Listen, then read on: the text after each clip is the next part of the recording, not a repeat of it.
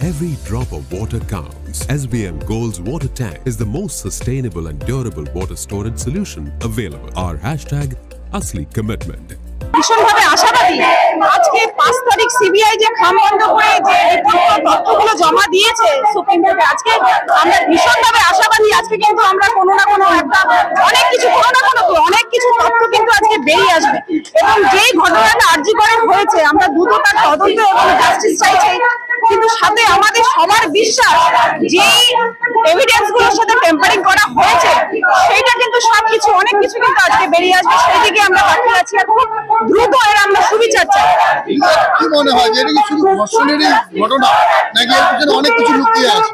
হয়তো আমি বাবা মার মুখে যা শুনেছি আমি বা আমরা সবাই ধর্ষণের সাথে খুনটা আছে এবং সাথে হয়তো আমরা সেটাই আজকে জানতে পারবো অনেক কিছু বেরিয়ে আসবে আজকে আমাদের সবারই সেটা আশা আর এর বিচার হওয়া উচিত বিচার হওয়া চাই আমরা সেটার জন্যই লড়ছি আমরা সবাই। আজকে ভোট দখল প্রথম রাজ্যে প্রথম সংসদে ভোট দখল হচ্ছে কি কর্মসূচি আজ রয়েছে আর কি হচ্ছে এখনো পর্যন্ত আমাদের শপথ মঙ্গলবার পাঠ আছে শপথ পাঠ আছে আমাদের সবাই মিলে আমরা এসেছি আমাদের চলবে এখন ইনফ্যাক্ট আমরা যদি বিচার না পাই আগামী দিনে এই লড়াই আমাদের চলবে যতদিন আমরা বিচার না সুপ্রিম কোর্টের উপরে মানে ওনাদের বিচারের উপর আমাদের আস্থা রয়েছে এবং আমরা তার দিকেই তাকিয়ে আছি যাতে তিলোত্তমা সঠিক বিচার পায় যাতে তিলোত্তমার মা বাবা সঠিক বিচার পায়।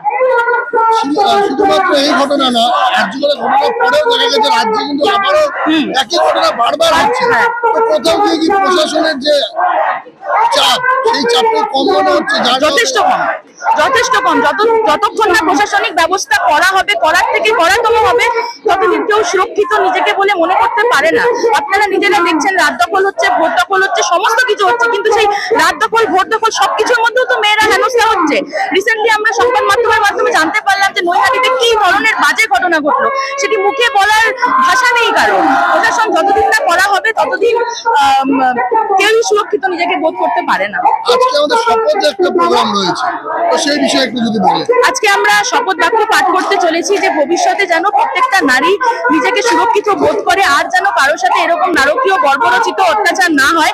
শুধু আমরা দখল যখন করছি তখন একসাথে সংঘবদ্ধভাবে যাচ্ছি কিন্তু ওই রাত্রিবেলা যদি একটা মেয়ে একা যায় সে যেন সুরক্ষিতভাবে রাস্তায় মাথা উঁচু করে হেঁটে চলে যেতে পারে সেটাই আমরা আজকে শপথ বাক্যে পাঠ করব। আরেকটা বস্তু সেটা হচ্ছে আর্যিকরের যে ঘটনাটা বিভিন্ন স্ক্যাম বেরিয়ে আসছে ধীরে ধীরে কি মনে হয় যে শুধুমাত্র ধর্ষণ করাটাই কি মূল উদ্দেশ্য ছিল নাকি এর পিছনে অনেক কিছু অবশ্যই অন্য কিছু কারণ ছিল? এইভাবে কেউ কাউকে মেরে ফেলতে পারে না।